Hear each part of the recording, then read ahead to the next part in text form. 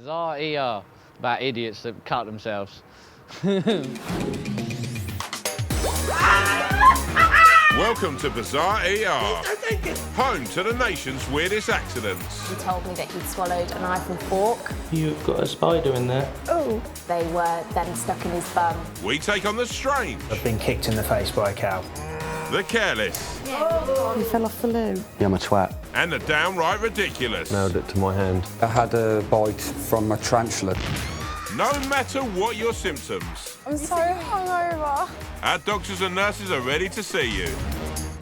Not shy as shit, this one. It could well hurt, Oh my God. but we always get results. Fix me up good and proper.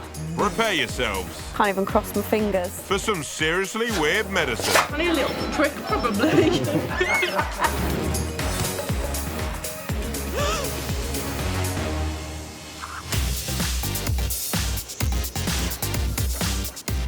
Checking into Bizarre ER this week. The geezer who took a tumble and landed splat on his old man. You're not the softest thing to land on in the world. The woman who felt things go crunch when she slipped on a salty snack packet. Started out with a packet of crisps and it ends in A&E. We find out why the professionals can also have bizarre accidents. There's a bloke who couldn't cope with the weight of his own tool. He comes rushing through the door. He says, I know I've done something. And we relive the story of the woman who ran herself over with her own car and survived. And my thought was, you'll be dead.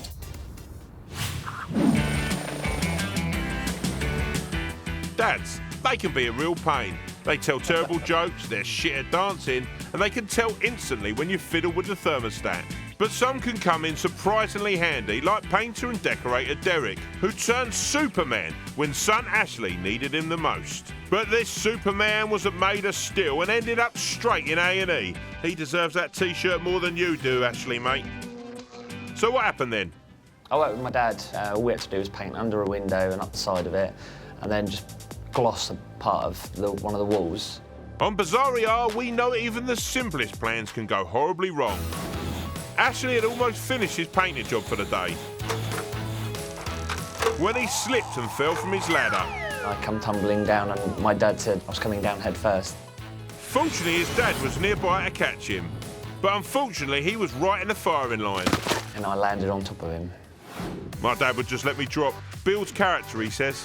I've jumped up, quickest I've ever jumped up, and he was laying on the floor. He Just couldn't get back up. Couldn't stand up, couldn't do anything. Typical selfish millennial, sponging off their parents, using their bones as cushions. So how do you feel about that, Ashley? Guilty. He's taken the blow and he's saved my life. Yeah, I must keep your old man in mind when I'm looking for somewhere to crash. So what's the damage? So this is the bone here that should be sitting here. The biggest bond between these family members is gravity. Good thing about it just being that bit that you've broken means that we can still try and manipulate it back into joint here rather than you needing to go straight to theatre. I love the way doctors use nice words for delivering shit news, like manipulate and theatre and positive about your chlamydia test results. The way we're going to do this is by sedating you. So we're not going to give you as much as a general anaesthetic, but you should be nice and relaxed and comfy and shouldn't remember what we do. No, but I bet you he'll still remember it was his son who put him here. Anyway, let's give Derek a bit of time to get nice and sleepy and check back with him later for the gross bit.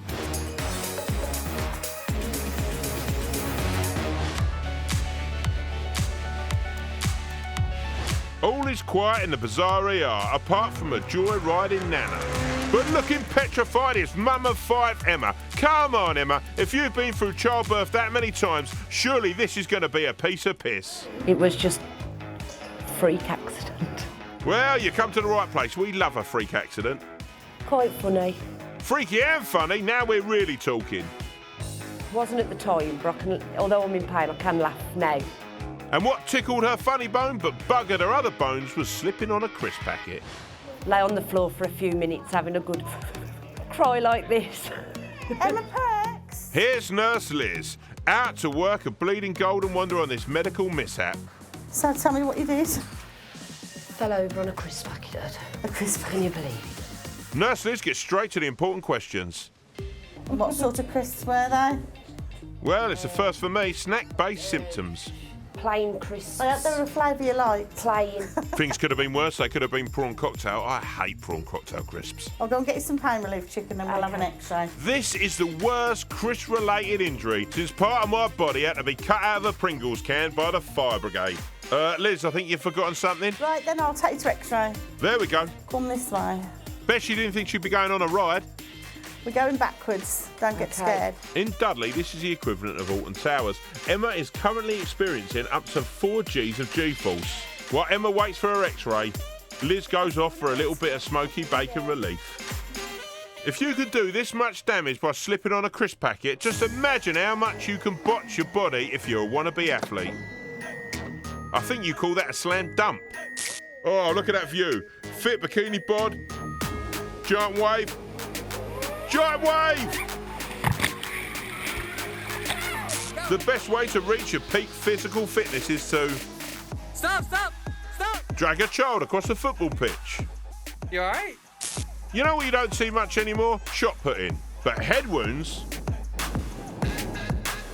Yeah, we see loads of those. And this lot's show being ballsy can be a recipe for carnage.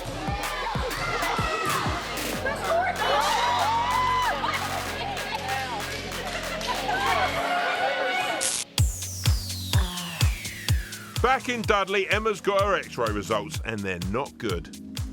Oh. She's fractured her fibula and will have to be on crutches for the next 6 weeks, providing the nurse doesn't break them first. Clumsy. Not a good result. It's not, is It's a it? bag of crisps. Don't rub salt and vinegar into the wounds, Liz. He's going to have fruit from now on, and then you'll fall on the banana skin. At least it would be one of his 5 a day. Couldn't get much bizarrer, could you? Really? Started out with a packet of crisps for breakfast. I must give that a go tomorrow. I'm right out of cornflakes. And it ends in A&E. So tonight it's definitely going to be legs up. But not in the way my husband wants. All right, Emma. I'll tell you that. Oh, well, I'm sure he'll be here to pick you up soon. Any minute now. Just had to go and buy some crisps from the shop. Might get me some salt and vinegar. He's not coming, is he? We met Super Dad Derek, who served as a human crash pad when his son Ashley fell off a ladder, right splat onto him. Classic. I've jumped up, quickest I've ever jumped up, and he was laying on the floor. Well, no wonder, because Derek's arm has popped right out of its socket. This is the flavour here, so it should be sitting here. So the doctors have pumped Derek full of more chemicals than an international drug mule, hot-footing it across the border, and are ready to twist, crunch and wrench his bones back to where they should be. Just look at that doctor pulling out all her best dance moves. First a twist, then a mambo, now some cha-cha. But she fails to impress the judges. So Dr. Chitness steps in and cleans it up with a basic waltz move. All this arm movement is fine. Personally, it's working the hips and buttocks that makes me rule the dance floor. How does it feel to you? Just feels achy now. Oh, that's good. That feels a bit better than before. With all the twisting done and dusted, Derek's wife and son can see how he's doing. Hang on, there's 2 of them. Blimey, that sedative must have been strong. Even I'm seeing double. Does the customer get charged extra for a breakage? Ah, they're twins, thank God for that. Thought I was having an IB for flashback for a second there. Tell you what, can I just put it out there? You're not the softest thing to land on in the world. Yeah, Derek, is there any way you can soften up those bones of yours? Maybe cut down on the milk? After a quick check over, Derek is fit to be reunited with his family and his shirts. I bloody hope. 6 weeks of rest. 6 weeks of hard work. Let's be honest. Should have thought of that before you landed on him. If he didn't get in the way, it would have been me in a worse position, so I'm really grateful. Well, if you do it again and your old man's not there to catch you, at least there's an identical replacement ready and waiting.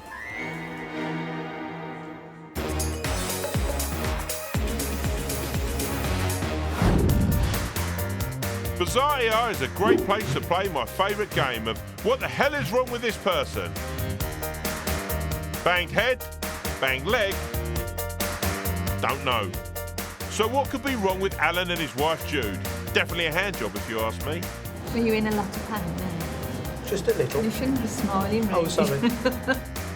Come on, Alan, mate. Show viewers how much it really hurts. Is that it? He comes rushing through the door. He said, I know I've done something. I've done something really bad. Carpenter Alan has ended up in A&E because he went to grab his tool, his tool kit, and something snapped in his arm. I think I've pulled either a guide or a tendon off the muscle. The one at the top of your arm there, that one. Don't The know. Popeye one. Popeye's popped up. Yeah. For those of you not in the know, Popeye was a sailor who got big muscles through spinach. Personally, I just get major flatulence. It's my name, it's called you. No, look. Alan Bergin. Time for Nurse Karen to take a gander. Can you put your hand on where it's the most painful? The tendon, if that goes, then it springs the Shoots muscle. up. Yeah. And you look like Popeye. Yeah. Yeah, but I was thinking he reminded me more of Louis Walsh, but without the hair or the Irish accent. suspicious of it. Anyway, let's try out a fancy new sling. Is that supporting you? Yeah. And when it's still, is it quite comfortable? No. Still probably. Yeah.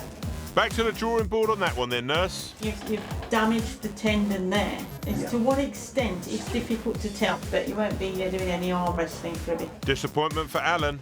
Or ironing. Devastation for Jude. Every time you have to do something for him, you put it on the calendar and he owes you 3. Oh! Yeah. Perhaps she should go into marriage guidance counselling. But Jude knows what's really important at a moment like this. Will you be able to have a drink tonight? I know I shouldn't ask that, but A drink? drink. As in a glass of wine with me curry. Or a Yeah, One. one. Okay.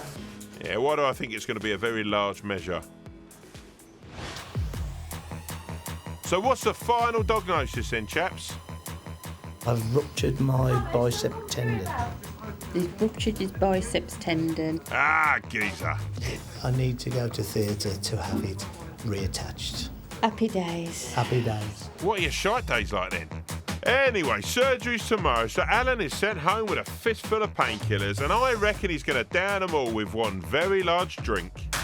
Earlier we met Alan, who'd ruptured his bicep tendon picking up his toolkit. This had left him in a lot of pain and with a bulging muscle reminiscent of a slightly older West Midlands version of Dwayne "The Rock" Johnson.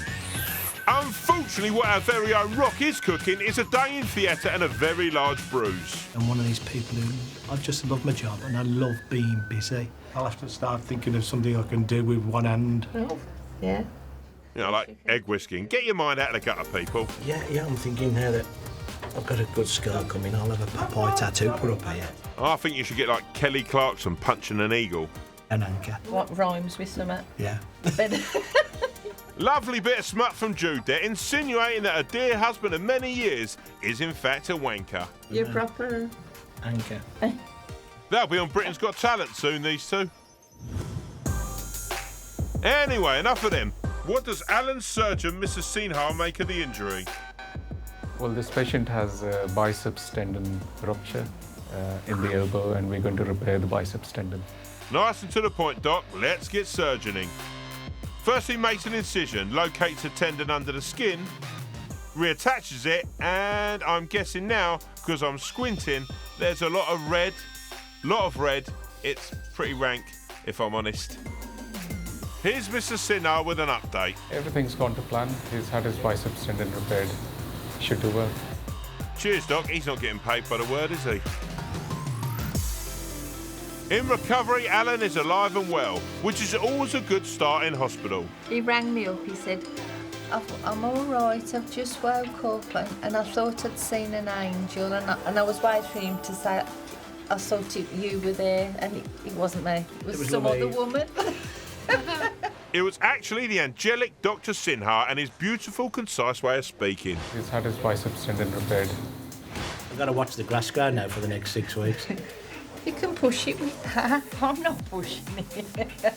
So what is Alan looking forward to most about going home? Getting that tattoo? Glass of wine? Curry? Have a wee. And with that, Alan closed his eyes and quietly yet firmly urinated into his bedpan. The end.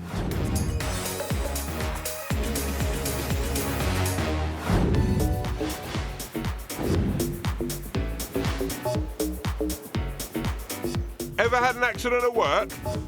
Slipped on some uneven flooring? Cut your bottom on the office photocopier? I have. And so have these two diligent medical professionals who are now patients themselves. Meet Emily. I'm a nurse on EAU, Emergency Assessment Unit, which is next door to A&E. Well, that's handy. And this is Richard. I work in theatre and I help assist anaesthetists put to sleep or do spinals or epidurals. They're both enjoying a busman's holiday in A&E after getting injured in the line of duty. But there's no mates rates here. They have to wait like everyone else. And this has happened at the end of my shift. Didn't plan that too well. What time are you supposed to be knocking off? In an hour. Emily? Oh. False alarm. Meanwhile, Richard's accident means he might finish work early, so no wonder he's all smiles. Whoa, that was scary horses. What happened there? So I pushed the X-ray gown trolley round so I could put more onto it. And as I pushed it, it started going over. Richard was busy in the operating theatre loading X-ray aprons onto a trolley, as you do. But as he tried to move the trolley, he slipped and did an epic face plant. Richard's winning smile took the brunt of the blow.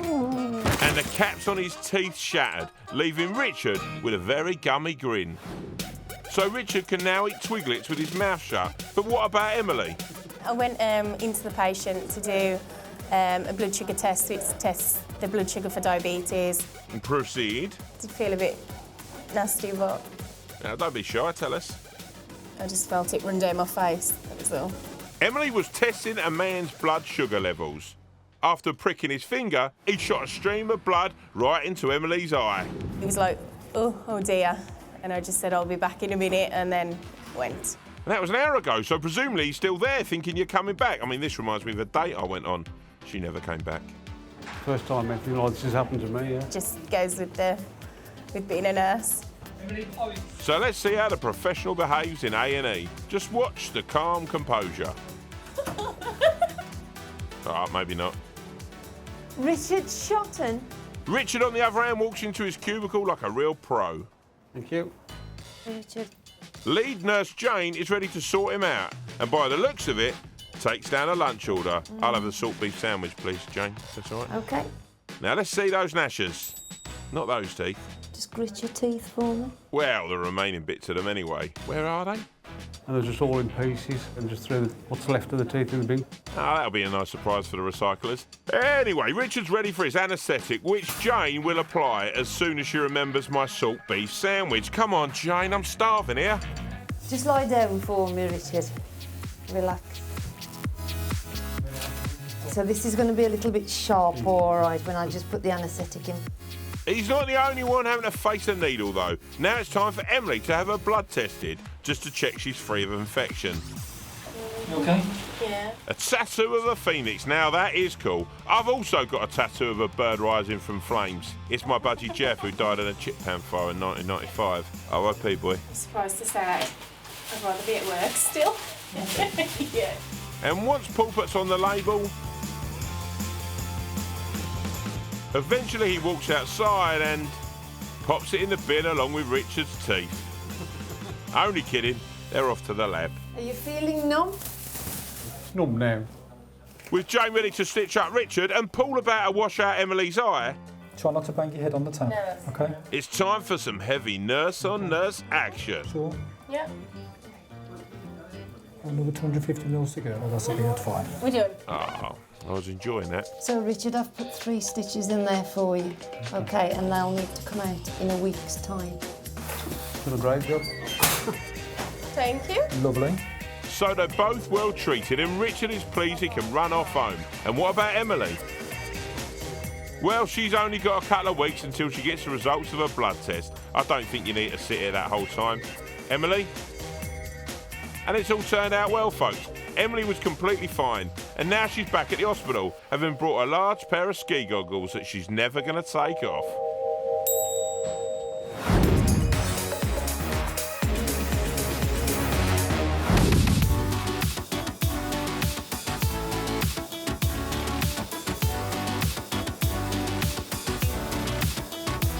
On Bizarre, we're used to seeing patients brick it when they arrive at A&E, going gaga at the sight of a needle.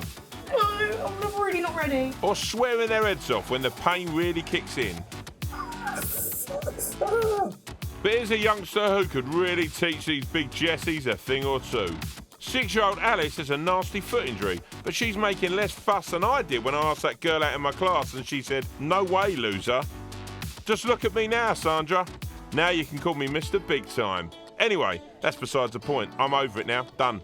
So let's find out what happened to this brave little scamp. Alice and her dad were spending the day at the seaside exploring rock pools. But for one unsuspecting Whelk, things went very wrong when Alice literally put her foot in it. The Whelk was well and truly stuck, so it was off to hospital for both Alice and the unfortunate mollusk.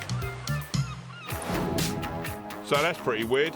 Like our own tribute version of Finding Nemo, but much darker and much more painful, with actual blood. Anyway, off to X-ray.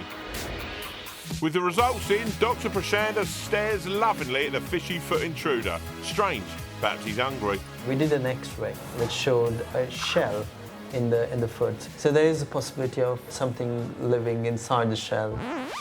All of a sudden it feels less Finding Nemo and a little bit more alien to me. It's definitely lodged in the soft tissue, so it needs to be taken out. Knowing that his daughter is made of stern stuff, Dad seems to try and freak her out a little bit. Alice, do you see all those animals up there? Yeah. Which one do you think's in your foot? Oh, don't give her nightmares, my mate. The brown one. Oh, thank God it's not the ruddy great lobster. Now, what can be dangerous, even without having a run-in with a sea life? Don't try this on holiday, folks. Oh, shit. Also a bad idea to give a new hobby a go. You really got to lean right back. Really, like, right back. Yeah, lean back. That's forward, mate. I mean, at least they made sure there was actual water, unlike these jokers. Probably should have seen that coming, lads. Back in hospital, Alice is off to surgery on a bed which is far too big for someone so small. So in an effort to keep her spirits up, Dad gets into fancy dress and looks like a right muppet. And look, the surgeon's getting in on the act too. Oh, great. When you have fish or anything that is related to the sea, you can have some fungus-related infections. Oh, that's put me off having fish and chips down Weatherspoons now. Thanks, mate. Even scampi fries are tainted for me now.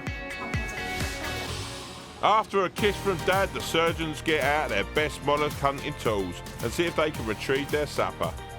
I thought it could be a little bit deeper, but it's not. With the whelk free from the makeshift fridge in Alice's foot, the surgeon checks carefully to see if there'll be enough to go round. You see the shell? Fortunately, the outlook is much brighter for Alice. We're going just to clean to make sure that we don't leave any pieces of anything that is dirty there. Alice's wound gets stitched up, but what about the whelk? We go over to resident whelk expert, nurse and pirate David Durbridge for his thoughts. So you go and pick them, soak them in a bucket of salty water, they spit all the sand out, and then you boil them, and then you can eat them, leave them to cool down and eat them. Are you going to eat that one, sir? No, it's a bit small, that one. I bet Heston will be all over this. Store the whelk in a child's foot for 24 hours to give it that unique flavour, then remove, season and serve immediately. I'm actually going to chunder, I think, now. Next, the incredible story of Sonali, a mother from Wales who's run over by her own car in a freak accident that very nearly cost her life. When the brake came off, there was no stopping the runaway vehicle, and Sonali was pinned to the ground while her chest was crushed and her lungs were burst, leaving her inches from death. 48-year-old Sonali was a busy mum who never thought she'd be in a life-changing accident. I'm always juggling work, shopping and running the home. Dinner's ready! I thrive on being busy. I can't sit still for 2 minutes, I can't. But this picture of domestic bliss was about to be shattered forever when an ordinary trip to pick up her daughter Caitlin from school became a living nightmare.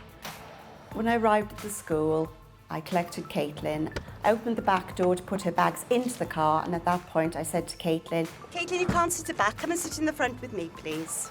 Caitlin decided to climb through the car from the driver's side. Caitlin, what are you doing? It was a decision that would nearly cost her mother her life. Somehow the handbrake was released and the car started to roll. I thought, we're in trouble. Nearly a ton of car was now on the move. Sonali tried to push against it, but it was unstoppable. The open door forced her down to the ground. She was about to be crushed. I was panicking. Me against a car, who's going to win? Sonali ended up underneath the car, behind the front wheels. And I could see the wheel coming towards me. She was trapped, unable to escape, terrified.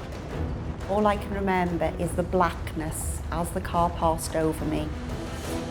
The vehicle was only moving at 4 miles an hour, but that meant the full weight of the car would slowly and agonisingly crush Sonali's chest, crunching bones as it rolled. Sonali had time to truly consider her mortality. And my thought was, you'll be dead. But she wasn't dead yet. Despite devastating injuries, all she could think about was her daughter. Adrenaline kicked in, and miraculously, she was able to stand up. I jumped up. I watched my daughter stuck inside a moving vehicle. As soon as the car had stopped, Caitlin jumped out. I knew she was safe. Sonali did then collapse. I'm an ex-paediatric nurse, so I knew I was pretty badly damaged. In fact, Sonali's injuries were near fatal. Both her shoulder blades were broken, her rib cage was shattered, and one of her lungs was filling up with blood, making it nearly impossible for her to breathe. Every single spinal process from the back of my neck to the bottom of my spine had been fractured. I was in one heck of a state. Unable to move and struggling for breath, the odds were stacked against Sonali surviving when out of the blue, help arrived. In a bizarre chance encounter, Sonali's very own doctor just happened to be right there in the very same car park.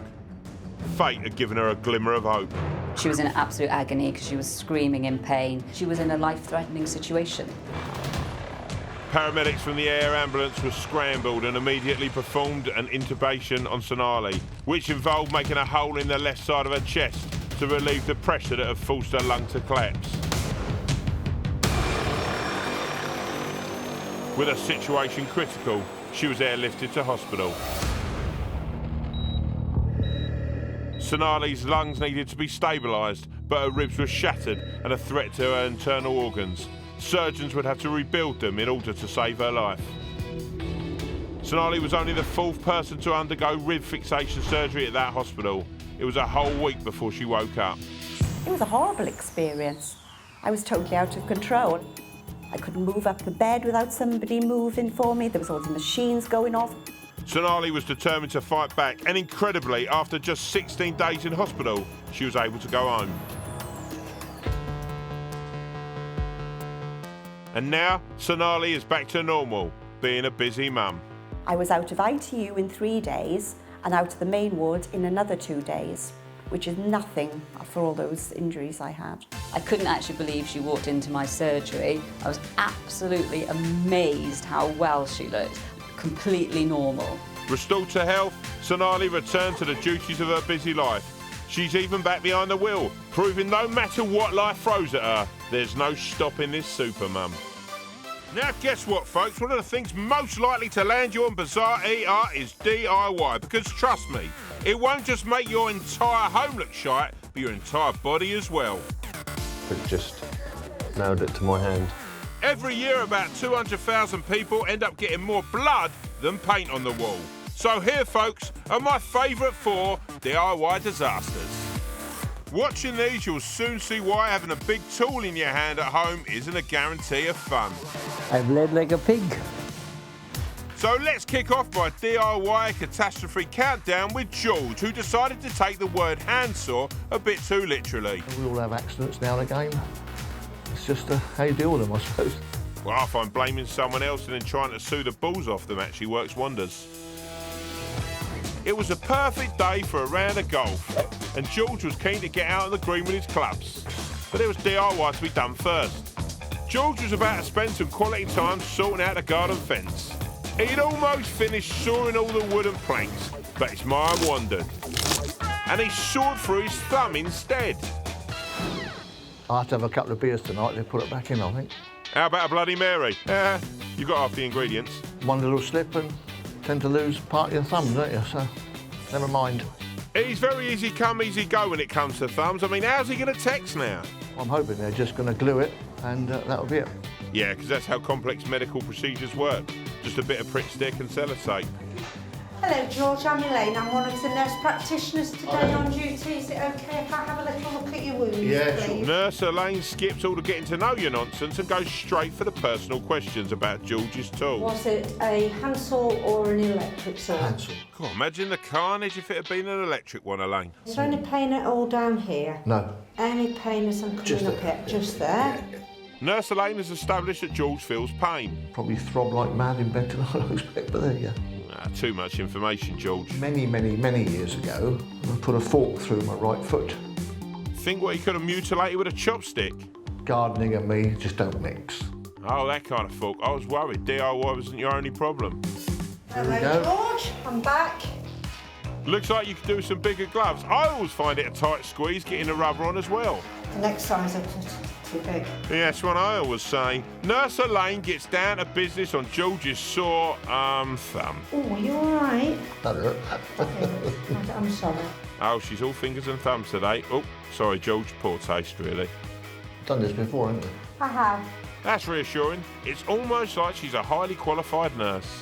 Wish they'd got £1 for every time I've done it. I wish I got £1 for every time someone DIY'd themselves onto this show. I'm going to put it on quite thick, just in case it bleeds through. With his thumb bandaged up, George is free to go. It's been a bit of a bizarre day today, but as you can see, it's all mended now. Thumbs up to the NHS.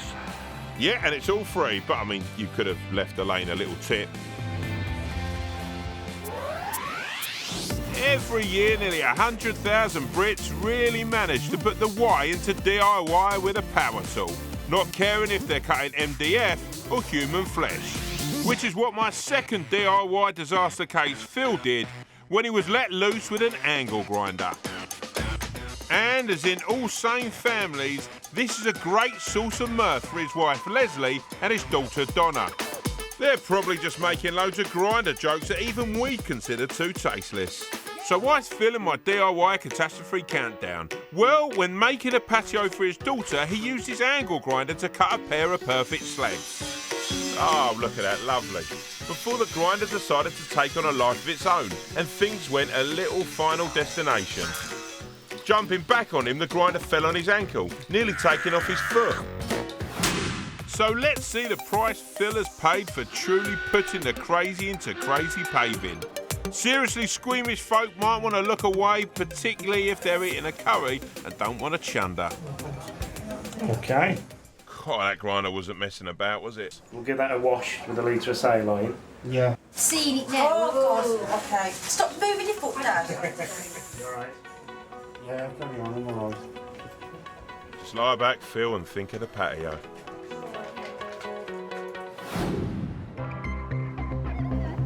With that part of the ordeal over, Phil is wheeled off for an X-ray, which shows the bone is okay, but some of his daughter's patio has made it into his ankle.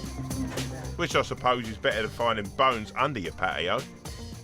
Phil is taken back to his cubicle. That's the medical sort, not the sort you piss in, to await surgery. But rather than let the professionals give him a wheelie, Leslie decides to do a bit of DIY portering.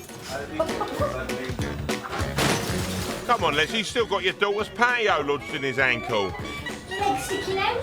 Yeah, that's what happens when you almost auto-amputate with an angle grinder. It's surgery next for Phil, which should buy him a few hours away from the family. The gloves go on and Phil's leg is liberally smeared with more blood. What? Oh, iodine. Yeah, iodine. It's smeared with iodine, that's what I thought. I knew that. Yeah, to disinfect it, right? The surgeon hoses the wound with saline to try and wash out the bits of his daughter's patio lodged in there.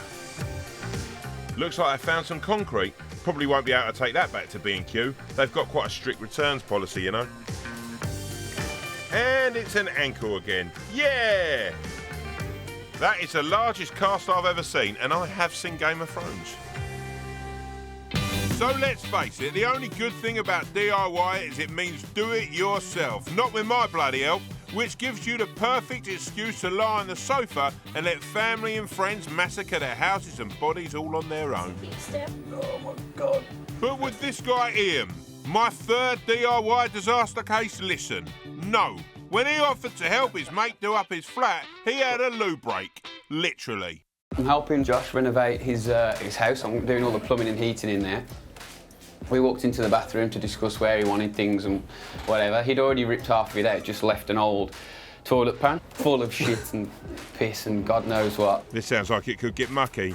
You can laugh, I'm eating. Ian and Josh were discussing their bathroom DIY plans and Ian was getting an overview from the top of the loo. Sadly, the toilet wasn't bolted to the wall, so Ian went crashing to the floor on top of broken porcelain, piercing himself where the sun don't shine. I've jumped up, Josh, it's all over my legs, it's all over my legs. He's like, no, it's dry, your leg's dry. I'm like, no, it's wet, my leg's wet, look. So I've dropped my trousers and I've got this nice big hole in the back of my leg. Go on then, let's have a look. Drop your pants on a television, yeah. Take it off. Josh doesn't mind getting his hands on. He's a good friend. Well, apart from when he leaves the toilet around for you to fall into, of course. Cool, that's an absolute beauty. Here comes Nurse Liz. There's nothing she hasn't seen. Hello, is it Ian? It is. She'll know what to do. You fell off the loo. Yeah, I wasn't like using the toilet at the time. You weren't? No, I was like on top of it, leaning against the wall, and it just And it collapsed on you? Okay. Liz wondering if Ian's just talking shit. Was there anything in the toilet that... It was full. Of? Swiss francs, what do you think, Liz? I don't know whether I've got a dirty leg or a clean leg. Oh. Oh, bless you. Right, can you see anything, Liz? Oh, my life. That does happen, doesn't it? Oh, Ian, you couldn't make it up, could you? Shit happens, doesn't it? That is so apt. But we've been in the DIY and calling in the professionals' help. Well, with some 500,000 Brits getting injured at work each year, I guess not, as my fourth example of tool-inflicted carnage reveals. Meet Darren, a local builder. It's come out there, I'm thinking it, yeah. What's gone right through, Darren? Darren? Wait a minute, I'll call him. Hello? Oh, mate, it's Tom. Can you tell me what happened? Nah. What do you mean, no? I've got people to tell. There's people watching. I'm all right, All right. I've got to go. Forget it. I'll explain with animation. I'll see you in a bit, all right? All right, see you in a bit. Darren was grafting away, building a shed. He knew he was nearly finished and became overwhelmed by happiness. He shot one of the last remaining nails and thought, yes, I've done it. And what had he done? He'd fired it right through his foot. Which wasn't the plan. Darren's in a lot of pain, so the nurses will in the laughing gas they managed to steal back from the freshers at the local college. This stuff is good. Just take some slow, deep breaths. There you go. Nice and steady. And pretty soon Darren goes full-on Darth Vader. Well, Darren Vader anyway, Darth's clumsier cousin. They still can't get Darren's boot off. Maybe they should use the Force. Eps. Sorry. Well done. Keep going, Angel. Talk to him. Keep doing it, don't let go. This is as close as a man will ever get to childbirth, I reckon. Congratulations, it's a foot. Well done.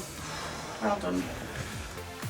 With the boot removed, it's time to see how well he's nailed it, and then it's straight off to X-ray. Just rest it. Don't try and put any weight on it. Which gives Nurse Liz a chance to check her fantasy football league. You're not filming now, are you? Come on, eyes on the ball, love. With the results finally in, it's surprisingly good news for Darren. The nail is just through the tip of his skin here on that side and just poking out the other side of his foot there. It's not touching any of the bones, so it's just through the soft structure. Darren may have narrowly missed a bone, but it's still going to hurt getting that big nail out. Cue gentle giant Phil, a.k.a. the Nail Master.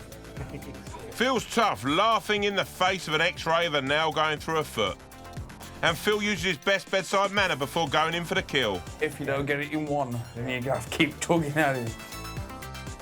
I'm sure Phil is considering all options now before using state-of-the-art machinery to... Oh my God, he's just yanked it straight out! No messing around with you, is there, Phil? Let's look at that again. So Phil assesses the injury, then indulging in a bit of small talk, decides enough is enough and whips it out like Orlando Bloom on a paddleboarding date. Good job, everyone. High fives all round. Well done, Phil. Good team. That was awful. That's better. So if you feel like appearing on Bizarre ER, get yourself down to your local DIY store pretty quick and see what you can get up to with drain cleaner, solvents and a chainsaw.